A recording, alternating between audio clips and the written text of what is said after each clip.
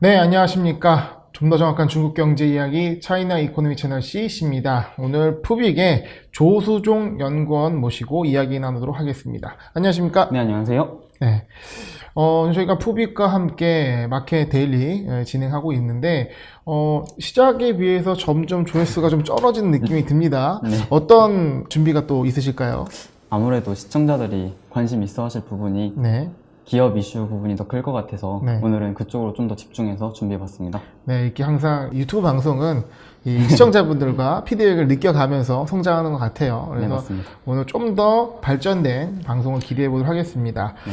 네, 그러면 오늘 마켓 데일리 마켓 서머리부터 시작하도록 하겠습니다. 시장 소식 전해주시죠. 예, 먼저 마켓 서머리입니다. 전날 24일 상하이 종합지수는 전 거래일보다 1.3% 하락한 3,367.06포인트로 장을 마감했습니다. 이어 선전 성분지수는 전 거래일보다 1.47% 하락한 13,407.35포인트로 장을 마감했습니다. 약보합으로 출발한 상하이 종합지수와 선전 성분지수는 중국 공신부의 신에너지 자동차 모델 구매 면세 혜택 철회 발표와 미국과 유럽 등 서방 국가들의 동시다발적인 신장 위구르 지역 인권 탄압 문제 거론 및 중국에 대한 제재로 인해 하락 마감했습니다. 산업별로는 양조업, 조경, 환경보호 등 산업이 상승했으며 비철금속, 철강, 유리 등의 산업이 하락했습니다. 네, 좀 좋은 소식 전해드려야 되는데 시장이 좀 지속적으로 크게 하락하는 모습을 전해드리게 돼서 좀 안타까운 상황입니다. 일단은 대외적인 악재, 이제 그 인권 관련해서 갈등을 빚고 있는 부분이 좀 악재이고요. 그리고 대내적으로는 이 전기차, 또 신의 자동차 모델 면세 혜택이 이 철회된다는 부분이 어쩌면 테크 전반 그리고 중국 시장을 바치는 이 전기차 시장 자체에 좀 악재를 끼친 게 아닌가 생각을 합니다. 네, 다음에는 좀 상승하는 얘기를 전해주면 좋을 것 같고요. 매크로 뉴스도 전해주시죠. 네, 매크로 뉴스입니다. 오늘은 중국 발개위와 은보감에 관련 뉴스를 가져왔는데요. 먼저 발개위 관련 소식 전해드리겠습니다. 중국 발개위는 제조 서비스업의 질적 발전을 위하여 과기부, 공신부 등 13개 부문과 공동 성명을 통해 제조 서비스업의 질적 발전 촉진을 위한 의견을 발표했습니다. 세부적으로 5G, 빅데이터, 클라우드 컴퓨팅 등 첨단 기술을 사용하여 제조업의 생산 효율을 높일 것이라 설명했습니다. 또한 산업 소프트웨어, 산업 인터넷이 빠르게 발전할 수 있도록 추진할 것이며 공유 제조, 공유 설계, 공유 데이터 플랫폼을 구축하여 제조업이 효율적으로 자원을 활용하고 가치를 공유할 수 있게 할 것이라 강조했습니다. 이외에도 융자 조달 루트를 확대시켜 금융기관들이 제조 서비스업 기업에 대한 지원을 확대할 수 있게 할 것이며 지적 소유권, 에너지 성과관리 미래 수익권 등 무형 자산 담보 융자 규모를 효율적으로 확대시킬 것이라 덧붙였습니다. 마지막으로 공급 체인 금융을 혁신적으로 발전시키고 대형 설비, 공용 설비, 생산 라인 등 분야에서 설비 리스와 금융 리스 서비스를 점진적으로 발전시키며 창업 투자 기관의 자본 유입을 촉진시킬 것이라 언급했습니다. 네, 어떻게 보면은 이 앞으로 스마트 제조가 중요한 키워드가 될 것 같고요. 그거에 따른 제조적 뒷받침을 하겠다라는 내용 같습니다.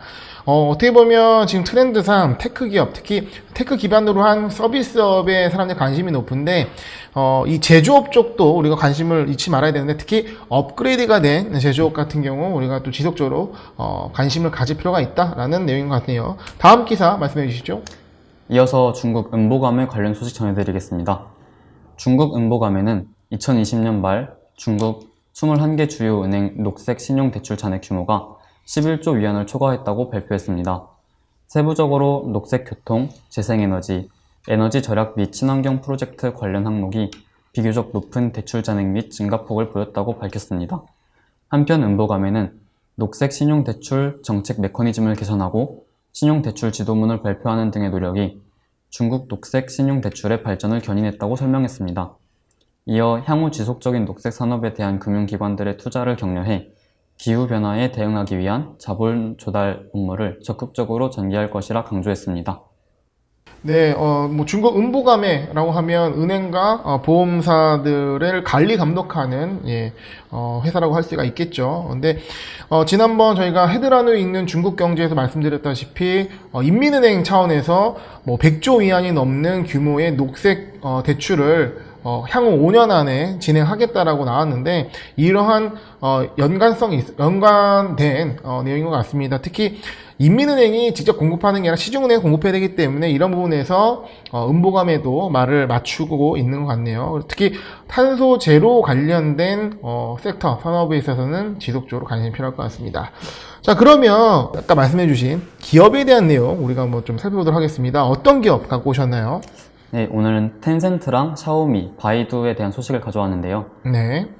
먼저 구독자 여러분께서 비교적 친숙하실 것 같은 텐센트 소식부터 들려드리겠습니다. 네.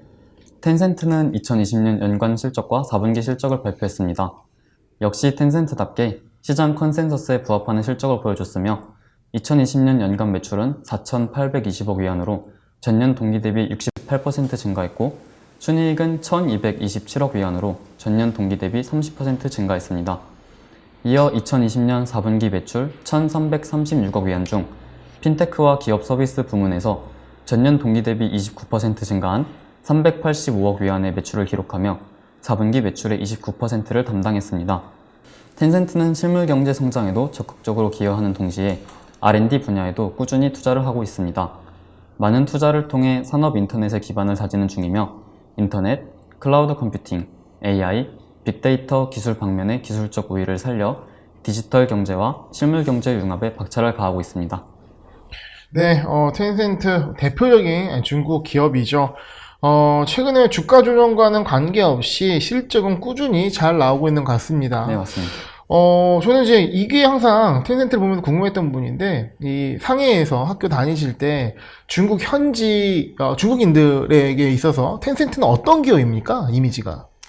텐센트는 중국인들의 생활에 뗄래야 뗄 수 없는 네. 생활 플랫폼을 제공하기 때문에 네. 비교적 생활에 밀접한 친숙한 기업이라고 할 수 있을 것 같습니다. 국내 기업으로 따지면 삼성전자보다는 카카오와 네이버 같은 친숙함이라고 할까요? 네, 그런 플랫폼이나 언택트 기업에도 가깝기 때문에 네. 뭐 이제 부정평가보다는 긍정평가 좀 더 많나요? 네, 확실히 긍정평가만 할 수밖에 없는 게 네. 생활에 밀접한 서비스를 제공하다 보니까 네. 그런 것 같습니다. 네, 알겠습니다. 또 텐센트에 대한 중국 현재 느낌도 한번 전해드렸습니다. 자, 다음 기업 소식 들려주시죠. 다음 기업은 샤오미입니다. 대륙의 실수라고 불리기도 하는데요. 샤오미 그룹은 2020년 연간 실적과 4분기 실적을 발표했습니다. 2020년 연간 매출은 2,459억 위안으로 전년 동기 대비 19.4% 증가했으며 순이익은 130억 위안으로 전년 동기 대비 12.8% 증가했습니다. 반면 2020년 4분기 매출은 705억 위안으로 시장 기대치를 하회했습니다. 이에 핵심 원인으로는 제품 부족과 생산 효율을 높이는 과정에서의 영향을 꼽았습니다. 한편 2020년의 성장에는 그룹 차원에서 모바일, AIoT 전략을 추진한 것이 주요했습니다. 2020년 스마트폰 출하량은 1억 4,640만 대로 전년 동기 대비 오히려 2,400만 대가 증가하며 글로벌 스마트폰 기업 중 출하량이 가장 많이 증가했습니다. 네, 샤오미, 샤오미 굉장히 유명한 기업이죠. 아까 대륙의 실수라고도 하셨는데, 네, 맞습니다. 실수치고는 너무 위대한 제품들을 만들고 있는데, 사실 주가를 지금 차트 같이 보게 되면 올해 들어서 계속 하락을 하고 있어요. 그래서 어떻게 보면 신성장 동력이 아이템이 좀 떨어지는 게 아니냐, 이런 느낌이 있는데, 새로운 신성장 동력으로 새로운 아이템이 나왔다고 들렸습니다. 어떤 내용이 있을까요?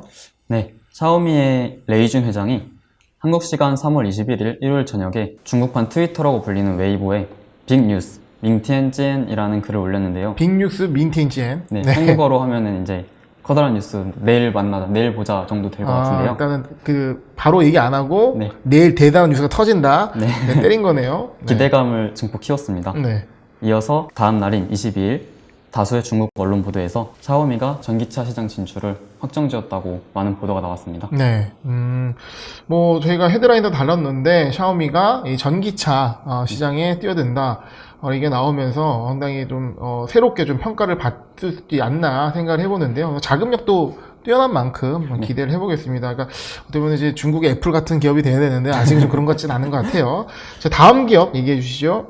네, 다음에 소개해드릴 기업은 바이두입니다. 3월 23일 화요일 홍콩 거래소에 2차 상장된 바이두의 시초가는 주당 254 홍콩달러로 발행가 252 홍콩달러보다 0.79% 상승했으나 종가 252 홍콩달러로 마감했습니다. 바이두는 이번 자금의 약 50%를 지속적인 과학기술 투자와 인공지능 위주의 혁신 비즈니스를 추진할 것이며 약 40%는 바이두의 모바일 생태계에 투자할 것이고 나머지 10%를 일반 기업 용도로 사용할 것이라고 밝혔습니다. 또한 23일 당일 바이두 리에농 회장은 바이두는 처음 10년간 검색 엔진 기술 개발에 집중했으며 최근 10년은 딥러닝, 대화식 인공지능 운영체제, 자율주행, AI 칩 등에 투자해 강력한 인터넷 기반의 선도 AI 기업으로 우뚝 섰다고 언급했습니다. 네, 이 바이두 관련해서는 저희도 많이 다뤄서 굉장히 친숙한 기업인데요. 홍콩 IPO를 하면서 이제 차트 보시겠지만 캔들이 두 개가 생겼습니다. 예, 이제 나스닥에 있는 게 아니라 지금 홍콩에 상장된 바이두의 모습이고 티커는 09888. 그런데 일단은 이 아무래도 홍콩 지수 편입이 됐기 때문에 항생 지수 편입 관련해서 주가가 움직일 수 있는 그런 이벤트도 있지 않을까요? 네, 아무래도 항생지수에 편입된다면 인덱스 펀드의 자금 유입도 기대되기 때문에 네. 이에 맞춰서 또 항생지수 유한공사가 바이두 그룹이 관련 지수의 신속 편입 조건에 부합했다면서 4월 8일 장 마감 후에 네. 항생 종합지수, 항생 중급기업지수, 네. 항생 테크지수, 항생 인터넷 정보과학기술 지수에 편입되어서 4월 9일부터 효력을 발휘한다고 공시했습니다. 4월 8일, 4월 9일에 이 항생지수에 편입되면서 인덱스 변경에 따른 어쨌든 추가적인 매수 이익도 기대해 볼 만하겠네요. 네, 맞습니다. 예, 아마 관심 있는 분들이 많을 것 같습니다. 네, 오늘 조수정 연구원과 함께 이렇게 마켓 데일리 관련된 뉴스들 체크해 봤고요. 아무래도 시청자분들 친숙한 기업들을 얘기해 주시니까 좀 더 좋은 것 같아요. 네. 앞으로도 그렇게 말씀 부탁드리겠습니다. 네, 알겠습니다. 네, 오늘 감사합니다. 감사합니다.